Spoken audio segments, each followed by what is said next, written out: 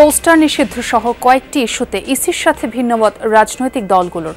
যুক্ত হচ্ছে প্রার্থিতা বাতিল ও জরিমানার নতুন বিধান। সব দলের সাথে আলোচনার দাবি। বিকল্প হিসেবে ওনারা প্রস্তাব করেছেন বিলবোর্ড, তারপর ব্যানার ইত্যাদি। এটা ঠিক আছে। প্রস্তাবনাগুলো চূড়ান্ত করবার আগে উচিত হবে রাজনৈতিক দলগুলোর সঙ্গে আলোচনা করা, মতামত বিনিময় করা। সাবেক সিইসির নুরুল হুদাকে মব জাস্টিস কাম্য নয় বললেন স্বরাষ্ট্র উপদেষ্টা। তদন্ত করে নেওয়া হবে আইনানুগ ব্যবস্থা।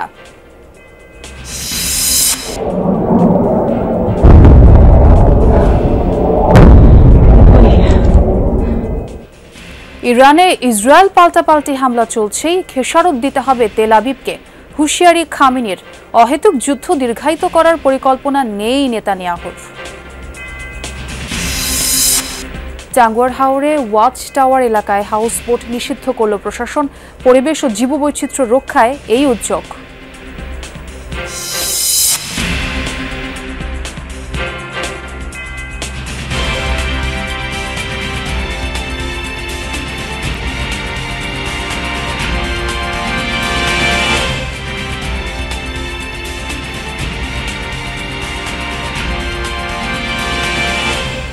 আমন্ত্রণ যমুনা নিউজে, আপনাদের সঙ্গে আছি আমি ছোয়া খন্দকার। এতক্ষণ শিরোনাম দেখছিলেন। নির্বাচনী প্রচারণায় পোস্টারের ব্যবহার বন্ধ সহ নির্বাচন কমিশনের প্রস্তাবিত খসড়া আচরণবিধি নিয়ে মিশ্র প্রতিক্রিয়া জানিয়েছে রাজনৈতিক দলগুলো। বিএনপি পোস্টারের পরিবর্তে বিলবোর্ডে ব্যবহারকে স্বাগত জানিয়েছে, কিন্তু জামাত, এনসিপি সহ অনেক দল পোস্টারের পক্ষে। নেতারা বলছেন এতে ছোট ও নতুন দলগুলোর সমান সুযোগ হারাবে। তবে সব দলই নির্বাচনে কালো টাকার ব্যবহার বন্ধে ইসিকে উদ্যোগ নেওয়ার দাবি জানিয়েছে। আরিফুর রহমান সবুজের রিপোর্ট। পোস্টারের মাধ্যমে ভোটারদের দোরগোড়ায় পৌঁছান প্রার্থীরা। জানান দেয়া হয় প্রতীক আর প্রার্থিতার। প্রথম জাতীয় সংসদ থেকে সর্বশেষ নির্বাচনে পোস্টার ছিল প্রচারের বড় হাতিয়ার। তবে পরিবেশ ও দূষণ বিবেচনায় ত্রয়োদশ সংসদ নির্বাচন থেকে সনাতনী এই ধারা থেকে বেরিয়ে আসার ঘোষণা দিয়েছে নির্বাচন কমিশন। এজন্য রাজনৈতিক দল ও প্রার্থীদের আচরণবিধি পরিবর্তনের উদ্যোগ। এ সংক্রান্ত খসড়ায় পোস্টারের পরিবর্তে প্রচারণা চালাতে ফেস্টুন, ব্যানার ও বিলবোর্ডের ব্যবহারের প্রস্তাব দেয়া হয়েছে। তবে এ নিয়ে ভিন্ন মত আছে বিএনপি, জামায়াত, এনসিপি সহ রাজনৈতিক দলগুলোর। এটাই ইতিবাচক। বিকল্প হিসেবে ওনারা প্রস্তাব করেছেন বিলবোর্ড, তারপর ব্যানার ইত্যাদি। এটা ঠিক আছে, পরিবেশের সাথে সহায়ক হবে এবং অনেক রকমের জটিলতা নিরসন হবে। ইলেকশনটাকে মানুষ সেভাবে উৎসবের মতো করে উপভোগ, তো সেটার একটা অলংকার হচ্ছে পোস্টার বিকল্প অন্য কোনো যদি আইটেম নিয়ে আসে, উপাদান নিয়ে আসে, সেটা আলোচনার ভিত্তিতে হলে আমাদের কোনো আপত্তি নেই। বিলবোর্ডের প্রচারণাটা একটু ব্যয় সাপেক্ষ। যাদের আর্থিকভাবে খুব বেশি সক্ষমতা, পূর্বের রাজনৈতিক অভিজ্ঞতা থেকে যারা আর্থিকভাবে লাভবান হয়েছে, তারা দেখছে যে এই সুবিধাটা বেশি ইউজ করতে পারবেন।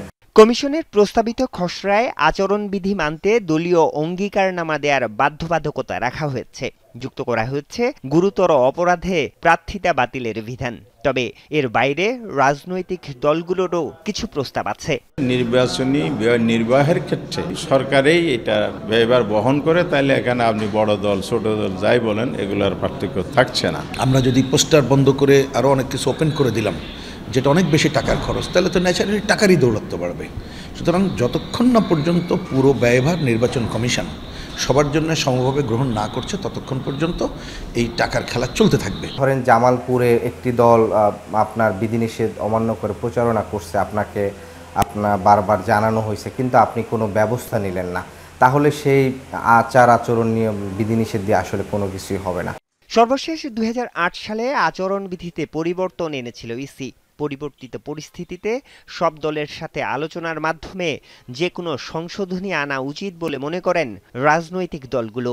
বর্তমান অবস্থার সাথে মিলিয়ে, নতুন আকাঙ্ক্ষার সাথে মিলিয়ে আচরণবিধি প্রণয়ন করাটাও সঠিক আছে। স্টেক হোল্ডারদের সাথে যদি মত বিনিময় করে, এটা একটা জায়গায় আসা যাবে। প্রস্তাবনাগুলো চূড়ান্ত করবার আগে উচিত হবে রাজনৈতিক দলগুলোর সঙ্গে আলোচনা করা, মতামত বিনিময় করা, তাদের পরামর্শগুলো বিবেচনার মধ্যে নেওয়া। নির্বাচন কমিশন জানিয়েছে, গণপ্রতিনিধিত্ব অধ্যাদেশ সংশোধনের পর আচরণ বিধিমালার খসড়া চূড়ান্ত করা হবে। আরিফুর রহমান সবুজ, যমুনা নিউজ, ঢাকা।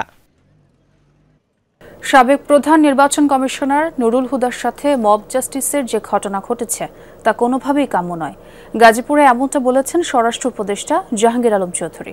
আইন শৃঙ্খলা বাহিনীর উপস্থিতিতে এ ধরনের ঘটনায় বাহিনীর কেউ জড়িত থাকলে তা তদন্ত করে আইনগত ব্যবস্থা নেওয়ার কথাও জানান তিনি। সকালে গাজীপুরের মৌচাকে হর্টিকালচার সেন্টার পরিদর্শন করেন তিনি। এ সময় স্বরাষ্ট্র উপদেষ্টা আরও বলেন, বিভিন্ন গণমাধ্যমে আরেক সাবেক প্রধান নির্বাচন কমিশনার কাজী হাবিবুল আউয়ালের গ্রেফতারের যে খবর এসেছে তা সত্য নয়। কৃষি উপদেষ্টার দায়িত্বে থাকা জাহাঙ্গীর আলম চৌধুরী এ সময় আরও বলেন, কৃষি জমি সুরক্ষায় নতুন আইন করা হবে। অ্যারেস্ট হয়েছে নুরুল হুদা সাহেব, আর এটা হলো গতকালকে উনি ইসে থেকে অ্যারেস্ট হয়েছে, কি জানি বলে এই উত্তরা থেকে। বাট ওনার যেভাবে করা হয়েছে যে মব জাস্টিস, এটা হলো কোনো অবস্থায় গ্রহণযোগ্য না। যদি কোনো কিছু থাকে, এই সব কোনো ঘটনা ঘটলে আইন শৃঙ্খলা বাহিনীর কাছে তারা হস্তান্তর করবে এবং আইন শৃঙ্খলা বাহিনী প্রপার অ্যাকশন নেবে। এর আগে গতকাল সন্ধ্যায় সাবেক প্রধান নির্বাচন কমিশনার নুরুল হুদাকে গ্রেফতার করে পুলিশ। রাজধানীর উত্তরা ৫ নম্বর সেক্টরে নিজ বাসা থেকে গ্রেফতার করা হয় তাকে। আজ তাকে ঢাকার সিএমএম আদালতে তোলা হতে পারে। পুলিশ জানিয়েছে, বিএনপির করা একটি মামলায় তাকে গ্রেফতার দেখানো হয়েছে। রোববার সন্ধ্যায় নুরুল হুদার উত্তরার বাসায় মব সৃষ্টির চেষ্টা করে একদল লোক। সামাজিক যোগাযোগ মাধ্যমে ছড়িয়ে পড়া ভিডিওতে দেখা যায় নুরুল হুদা সাদা একটি টি শার্ট ও লুঙ্গি পরা। তাকে ঘিরে রয়েছেন একদল লোক। তারা তাকে নানাভাবে হেনস্থা করছেন। তিনি প্রধান নির্বাচন কমিশনার থাকাকালে ২০১৮ সালের ডিসেম্বরে একাদশ সংসদ নির্বাচন হয়, যা রাতের ভোট নামে কুখ্যাত। ডিবির যুগ্ম কমিশনার নাসিরুল ইসলাম এক ব্রিফিংয়ে জানান, নিরাপত্তার জন্য সাবেক সিইসিকে আপাতত ডিবি কার্যালয়ে রাখা হয়েছে। সংরক্ষিত আসনের সাবেক এমপি সাবিনা আক্তার তুহিনকে গ্রেফতার করেছে ডিবি পুলিশ। মধ্যরাতে ঢাকা জেলার নবাবগঞ্জ হতে সাবেক এমপি সাবিনা আক্তার তুহিনকে গ্রেফতার করে। ডিবি পুলিশ গ্রেফতার করতে গেলে স্থানীয়রা তাকে নির্দোষ দাবি করেন। সাবিনা আক্তার তুহিনের বিরুদ্ধে জুলাই আন্দোলনের কয়েকটি হত্যা মামলা রয়েছে। তিনি ঢাকা মহানগর উত্তর আওয়ামী লীগের মহিলা বিষয়ক সম্পাদক ছিলেন। এদিকে রবিবার রাতে মুন্সিগঞ্জ ৩ আসনের সাবেক এমপি মোহাম্মদ ফয়সল বিপ্লবকে গ্রেফতার করেছে ঢাকা মহানগর গোয়েন্দা পুলিশ। রাজধানীর মণিপুরিপাড় এলাকার একটি বাসা থেকে তাকে গ্রেফতার করা হয়। তার বিরুদ্ধেও আন্দোলনের সময়কার একটি হত্যা মামলা রয়েছে। শ্রীলঙ্কার বিপক্ষে ওয়ানডে সিরিজের জন্য দল ঘোষণা করেছে বিসিবি। সরাসরি যাচ্ছি সেখানে।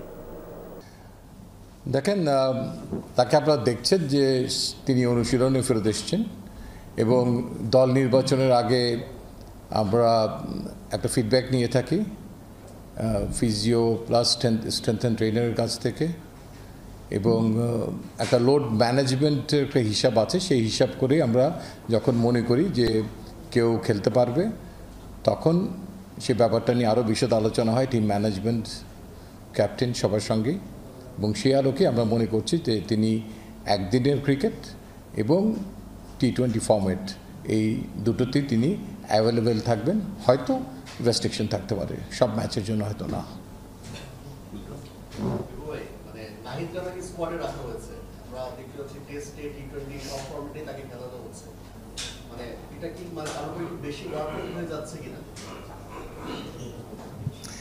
টি20 দল এখনও ঘোষণা করা হয়নি। আমরা হয়তো এর আগে দেখেছেন হয়তো তাকে। তবে আমার মনে হয় যে লোড ম্যানেজমেন্টের কথাটা সবসময় মাথায় রাখা হয়। তিনি অত্যন্ত একটু গুরুত্বপূর্ণ প্লেয়ার। তো আমরা আমাদের দলে যে 5 জন পেস বোলার রেখেছি একদিনের দলটাতে, এটা একটা অন্যতম কারণ যে মুস্তাফিজও ইনজুরি থেকে ফেরত এসছেন, তার ফ্র্যাকচার হয়েছিল। তাসকিন আহমেদ এসছেন, নাহিদ রানারও ওয়ার্কলোড ম্যানেজমেন্ট আছে। তো সেই কারণেই যাতে আমাদের কম্বিনেশনটা বেছে নিতে কোনো অসুবিধা না হয়, সেই দিকটাও নজর রাখা হয়েছে যাতে পেস বোলিং অ্যাটাকে কোনো ঘাটতি না হয়।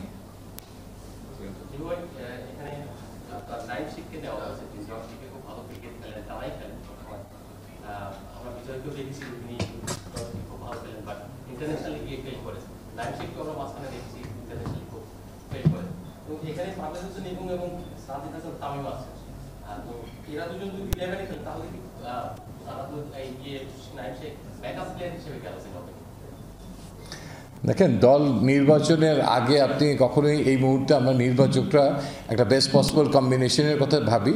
সেইটা ভাবার সময় ওপেনিং জায়গাটা সবসময় একটা স্পেশালাইজ জায়গা, যেখানে কোনো একজন ওপেনারের কোনো ঘাটতি হলে, স্পেশালি একদিনের ক্রিকেট যেখানে অ্যাগ্রেশন আছে, তখন ন্যাচারালি আমাদের আরেকজন বিকল্প ওপেনারের কথা চিন্তা করা হয়। ইউজুয়ালি মোস্ট অফ দ্য টুরেই 3টা ওপেনার সাধারণত থাকে।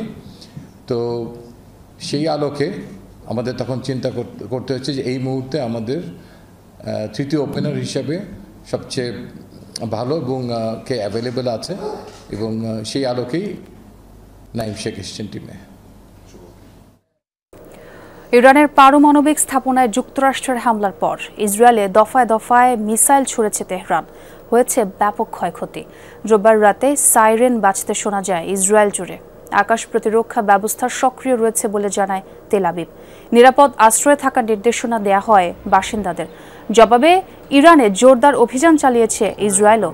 তেহরানের পূর্ব ও পশ্চিমাঞ্চলে বিমান হামলার টার্গেট হয় মিসাইল লঞ্চার, স্যাটেলাইট ব্যবস্থা ও সামরিক রাডার সাইট। বিস্ফোরণের আওয়াজ পাওয়া গেছে ইস্পাহান, পারান্দ, মারলাত, তাবরিজ সহ কয়েকটি শহরে। নাজাফাবাদে একটি অ্যাম্বুলেন্সে ড্রোন হামলায় নিহত হয়েছে 3 জন। মানবাধিকার সংস্থা HRAN এর তথ্য অনুযায়ী ইরানের চলমান ইসরায়েলি অভিযানে এ পর্যন্ত 950 মানুষের মৃত্যু হয়েছে, আহত প্রায় 3500। ইরানের সাথে যুদ্ধে নিজেদের লক্ষ্য পূরণের খুব কাছাকাছি ইসরায়েল, এমন মন্তব্য করেছেন দেশটির প্রধানমন্ত্রী বেনিয়ামিন নেতানিয়াহু। অহেতুক যুদ্ধ দীর্ঘায়িত করার পরিকল্পনা নেই বলেও জানান তিনি। ইরান ইসরায়েলের ধ্বংস চায়, তাই ইসরায়েলের জন্য হুমকি এমন দুটি বিষয়ে সমূলে বিনাশ আমাদের অভিযানের উদ্দেশ্য। প্রথমত ইরানের পরমাণু কর্মসূচি, দ্বিতীয়ত দূরপাল্লার ব্যালিস্টিক মিসাইল। আমরা ধাপে ধাপে সামনে এগোচ্ছি এবং লক্ষ্য পূরণের খুব কাছাকাছি পৌঁছে গেছি। ইরানে মার্কিন অভিযানের পর প্রথমবারের মতো সামাজিক মাধ্যমে পোস্ট করেছেন দেশটির সর্বোচ্চ নেতা আয়াতুল্লাহ আলী খামিনি। সোমবার টুইট বার্তায় খামিনি বলেন, ইসরায়েল বিশাল বড় ভুল করেছে, এর পরিণতি খুব দ্রুত তেল আবিবকে ভোগ করতে হবে বলে দেন হুঁশিয়ারি। পোস্টের সাথে একটি ছবিও জুড়ে দেন খামিনি। সেখানে একটি কঙ্কালের কপালে খোদাই করা আছে ইহুদিদের চিহ্ন, স্টার অফ ডেভিড। কঙ্কালটির পেছনে থাকা শহরের সাথে মিল রয়েছে ইসরায়েলের, যেখানে হচ্ছে মিসাইল বৃষ্টি। কুমিল্লায় এলজিইডি কর্তৃক 16 ফুট মৃত খালে 72 ফুট লম্বা ব্রিজ নির্মাণে সরকারি টাকা অপচয়ের অভিযোগ উঠেছে। আদালতের স্থগিতাদেশ অমান্য করে নির্মাণ কাজ করায় নির্বাহী প্রকৌশলীকে নোটিশও দেওয়া হয়েছে এ বিষয়ে। এদিকে খাল পারাপারে বিকল্প ব্যবস্থা না থাকায় জনদুর্ভোগ এখন চরমে। কুমিল্লার দাউদকান্দির এই দরজখোলা খালটি অনেকদিন ধরেই মৃতপ্রায়। খালের প্রস্থ মাত্র 16 ফুট। এর উপর নির্মাণ করা হচ্ছে 72 ফুট দৈর্ঘ্যের একটি ব্রিজ। খালে পানি প্রবাহ না থাকলেও যার উচ্চতা প্রায় 14 ফুট। আর এই নির্মাণযজ্ঞে সরকারের ব্যয় হচ্ছে 2 কোটি টাকার মতো। অথচ ব্রিজ নির্মাণ কাজ শেষ করতে যে পরিমাণ জমি দরকার তাও অধিগ্রহণ করা নেই সরকারি হিসেবে। খাল পারাপারে নেই বিকল্প কোনো ব্যবস্থা। ব্রিজের এক পাশেও নেই পাকা সড়ক, ফলে চলাচল নেই ভারী যানবাহনের। স্থানীয়দের প্রশ্ন, যেখানে একটি কালভার্ট তৈরি করলেই সমস্যার সমাধান হতো, সেখানে কেন এত বড় ব্রিজ নির্মাণ? যত বড় খাল এর চেয়ে 3 গুণ ব্রিজ হচ্ছে আমাদের এখানে। তো আমাদের এত বড় ব্রিজের কোনো প্রয়োজন নাই। এনে তো কোনো বিকল্প রাস্তা নাই যে আমরা ব্রিজের সাইডে দা কোনো দিক দিয়ে আমু যাবো। এটা রুগী নিলেও কষ্ট পায়, এটা মানুষ মরে গেলেও কষ্ট পায়, ফোলা মাই যাইতে না স্কুলও। সরকারি টাকা অপচয় রোধে স্থানীয় এক ব্যক্তি উচ্চ আদালতে রিট করেন। পরে নির্মাণ কাজে স্থগিতাদেশ দেন আদালত। তবুও নির্মাণ কাজ চলমান থাকায় 24 এপ্রিল আদালত অবমাননার নোটিশ দেয়া হয় এলজিআরডি নির্বাহী কর্মকর্তাকে। তবু থামানো যাচ্ছে না কাজ।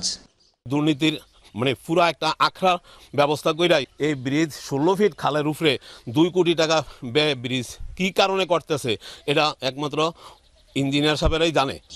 এদিকে এত ছোট খালে বিপুল ব্যয়ের ব্রিজ নির্মাণের দায় নিতেও নারাজ উপজেলা আর নির্বাহী প্রকৌশলী।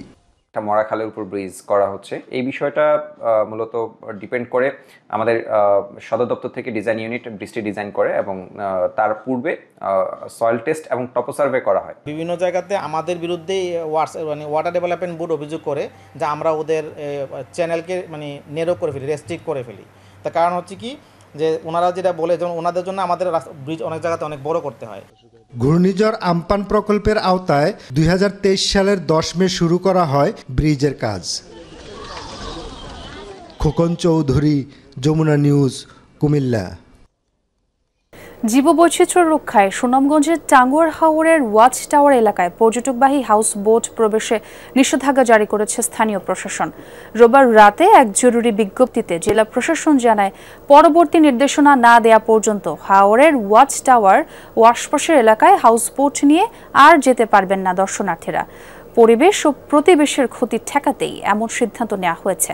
একই সাথে হাওরের অন্যান্য স্থানীয় জেলা প্রশাসনের বিভিন্ন সময়ে দেওয়া নির্দেশনা পালনেও অনুরোধ করা হয়। মানা না হলে কঠোর ব্যবস্থা গ্রহণের হুঁশিয়ারি দেওয়া হয় বিজ্ঞপ্তিতে। নিষেধাজ্ঞার ব্যাপারে আরও জানাবেন সহকর্মী সোহানুর রহমান সোহান। নিষেধাজ্ঞার আওতা কতটুকু সেটি একটু পরিষ্কার করে জানাবেন, এবং একই সঙ্গে যেটি জানতে চাই, পর্যটকদের জন্য আর কি কি নির্দেশনা দেওয়া হয়েছে বিজ্ঞপ্তিতে? নিষেধাজ্ঞার পরপরই বিভিন্ন মানুষ আমাদের কাছে জানতে চেয়েছেন এবং প্রায় সব জায়গায় একটা বিভ্রান্তি সৃষ্টি হয়েছে যে আসলে টাঙ্গুয়ার হাওরে হাউস বোট আর যেতে পারবে না। আসলে আমি এখন সেই বিভ্রান্তিটা একটু দূর করতে চাই। টাঙ্গুয়ার হাওরে হাউস বোট যেতে পারবে না ঠিক এমনটা না। টাঙ্গুয়ার হাওরের যে ওয়াচ টাওয়ার আছে কিংবা হিজল করচের বাগান আছে, সেই হিজল করচের বাগানের আশেপাশে হাউস বোট গুলো যেতে পারবে না। আমরা যেটি লক্ষ্য করেছি এবার ঈদের পর যেভাবে মানুষ হাওরে এসেছেন এবং উপচে পড়া ভিড় লেগে আছে, ঠিক একদম বাজারের মতো অবস্থা হয়ে গেছিল। টাঙ্গুয়ার হাওরে যে হিজল করচ বাগান আছে, সেই বাগানের গাছের সাথে হাউসবোট গুলো বেঁধে রাখা হয় এবং তার কারণে কিন্তু যে হাওরের পরিবেশ জীববৈচিত্র্য আছে সেগুলো নষ্ট হওয়ার পথে। তো এই দিক বিবেচনা করে এবং সরকারের অন্যান্য যে সংস্থাগুলো আছে সেই সংস্থার কথায় জেলা প্রশাসন গতকাল রাত্রে একটি জরুরি বিজ্ঞপ্তি জারি করে, যেখানে বলা হয় শুধুমাত্র হাওর এলাকায় হাউসবোট গুলো ঢুকতে পারবে না। এমনিতে যে প্রপার নদীপথ আছে সেই নদীপথ অবলম্বন করে কিন্তু টাঙ্গুয়ার হাওরের পাশে যেতে পারবে এবং সেখান থেকে ছোট ছোট যে ডিঙি নৌকাগুলো পাওয়া যায় স্থানীয়, সেই স্থানীয় নৌকায় করে কিন্তু ওয়াচ টাওয়ারে যেতে পারবে। অর্থাৎ টাঙ্গুয়ার হাওর পুরোপুরি ঘোরা যাবে, শুধুমাত্র হাউসবোট দিয়ে টাঙ্গুয়ার হাওরের যে ওয়াচ টাওয়ার আছে সেই ওয়াচ টাওয়ারের এলাকায় যাওয়া যাবে না। এবং আরো একটি বিষয় আপনাদেরকে জানিয়ে রাখি, এই যে নিষেধাজ্ঞা কিন্তু নতুন নয়। হাওরের জীববৈচিত্র্য রক্ষায় এই নিষেধাজ্ঞা এর আগেও দেওয়া হয়েছিল, কিন্তু এবছর সেটি কতটুকু কার্যকর হয় সেটি এখন দেখার পালা। আমরা কথা বলেছি যে বাস্তবায়নকারী কর্তৃপক্ষ উপজেলা প্রশাসনের সাথে। উপজেলা প্রশাসন বলেছে তারা এখন লিফলেট বানাচ্ছেন, প্রচার করবেন এবং সেই প্রচারণার পরে তারা কঠোর আইনানুগ ব্যবস্থা নেবেন যারা এই আইন মানবে না। ধন্যবাদ সোহান আমাদের সঙ্গে যোগ দেওয়ার জন্য। লালমনিরহাট জেলার দুরাকাটি থেকে বামনের বাসা সড়ক যেন জনভোগান্তির আরেক নাম। খানাখন্দে ভরা এই সড়কে দৈনন্দিন চলাচল হয়ে উঠেছে কষ্টসাধ্য, কিন্তু জেলার গুরুত্বপূর্ণ এই রাস্তাটি মেরামতে নেওয়া হয়নি কার্যকরী কোনো পদক্ষেপ। লালমনিরহাট সদরের দুরাকাটি থেকে আদিতমারির বামনের বাসা পর্যন্ত 12 কিলোমিটারের এই সড়কটি জেলার অন্যতম ব্যস্ত সড়ক। নিয়মিত এই পথে চলাচল করেন বিভিন্ন উপজেলার কয়েক লাখ মানুষ। খানাখন্দ, পিচ উঠে যাওয়া আর বছরের পর বছর ধরে প্রয়োজনীয় সংস্কারের অভাবে জায়গায় জায়গায় তৈরি হয়েছে গর্ত। এতে প্রতিনিয়তই ঘটছে দুর্ঘটনা। ঝুঁকি নিয়ে চলছে যাত্রীবাহী বাস, পণ্যবাহী ট্রাক, অটোরিকশা এবং মোটরসাইকেল সহ নানা যানবাহন। আমাদের এই রাস্তাটা অতিরিক্ত ভাঙা, ডেলি দিনে অ্যাক্সিডেন্ট হয়, মানুষ উল্টি পড়ে, ঠ্যাং ভাঙে, মাথা ফাটে। ঠিক আছে, রাস্তা ঠিক করবে স্যার, ঠিক করে না। বড় বড় গাড়ি চলে এই রাস্তা, বড় বড় ট্রাক চলে, আর আমরা তো ছোট ভ্যানালার ঘর তো পাত্তাই পাই না। যে অবস্থা আমাগুলোর খালি অ্যাক্সিডেন্টই হয়। কত বিশৃঙ্খলা অবস্থা এইখানে, রাস্তার কোনো উদ্যোগ নিচ্ছে না, কোনো লোকেই দেখতেছে না। ভোট আসে আর কয় যে রাস্তা ঠিক করবো, এবার ভোট দেন। বারবার সংশ্লিষ্ট দপ্তরে কড়া নেড়েছেন স্থানীয় প্রতিনিধিরা। এলজিইডি জানিয়েছে সড়কটি আরটিইপি ফলো আপ প্রকল্পের অন্তর্ভুক্ত, যার অনুমোদন মেলেনি এখনো। রাস্তাতে 100 মিটার 150 মিটার পর পর 1-1.5 হাত ফিট করে গর্ত হয়ে আছে। আমরা মানুষ সাধারণ চলতে পারতেছি না। এই বিষয় নিয়ে আমাদেরকে ঊর্ধ্বতন কর্মকর্তা বিশেষ বেশ কয়েকটা আশ্বাস দিয়েছে, কিন্তু আশ্বাস দেওয়াটা কিন্তু শেষ, কিন্তু আমাদের আসলে বাস্তবায়ন সেটা আমরা দেখতেছি না। আগামী আমাদের অর্থ বছরে আমাদের মেরামত প্রকল্প, মেরামত যে আমাদের স্কিম গ্রহণ করা হবে, কিছু অংশ আমরা একবারেই মেরামতে যেহেতু ফান্ড কম, আমরা কিছু অংশ আমরা রিপেয়ারের জন্য নিব এই রাস্তাটা, বাকি অংশটা আমাদের আরটিআইপি প্রকল্পটা পাস হওয়া মাত্রই আমরা ওটা ব্যবস্থা গ্রহণ করব। জনদুর্ভোগ কমাতে প্রকল্পটি যেন দ্রুত অনুমোদন পায় এমনটাই প্রত্যাশা স্থানীয়দের। আফরোজা লামিয়া, যমুনা নিউজ। ইরানের যুক্তরাষ্ট্রের হামলার পর মধ্যপ্রাচ্যের আকাশপথ এড়িয়ে চলছে বাণিজ্যিক ফ্লাইট। সোমবার flight tracking website flight radar 24 অঞ্চলটি ঘিরে বিমান চলাচলের একটি ভিডিও প্রকাশ করেছে। দেখা যায় ইরান, ইসরায়েল, সিরিয়া সহ মধ্যপ্রাচ্যের আকাশ সীমায় বিমান চলাচল একেবারেই নেই। আশপাশের দেশগুলো ঘুরে চলাচল করছে বিমান।